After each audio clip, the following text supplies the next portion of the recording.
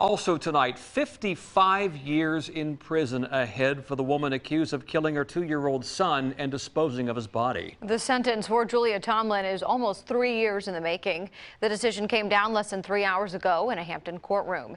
It brings some closure to a case that the Buckrow Beach community had been watching every step of the way.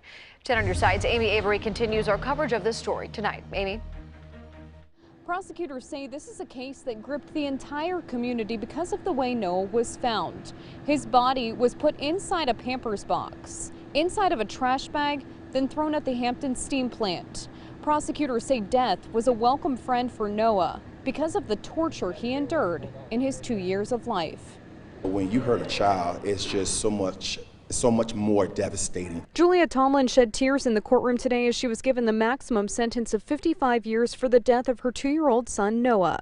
Commonwealth's attorney Anton Bell says Noah wasn't abused. He was tortured. The medical examiner said that they were comparable to someone falling multiple stories from a building. You don't bounce back from that. Prosecutors say Tomlin showed no remorse at the time of the crime because she took steps to cover up what she did.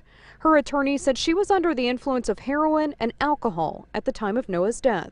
You don't torture someone and then say, oh, I'm remorseful that I tortured you. No, you're remorseful that you got caught. Tomlin's 19-year-old daughter took the stand today, and in her testimony, she said every one of Tomlin's kids is left with physical and mental disabilities because of her care. She said no one deserves what her brother had to go through. When it comes to our kids, you're supposed to be the protector as a parent, not the predator.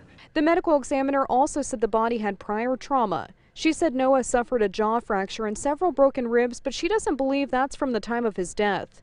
Bell says death was a welcome friend to Noah and life in prison should be a welcome friend to Julia Tomlin. Well, absolutely, it's heart-wrenching that he had to die, and it's heart-wrenching that he had to suffer the way he did. Tomlin's attorney did not wish to comment, and Tomlin also did not make a statement in front of the court today.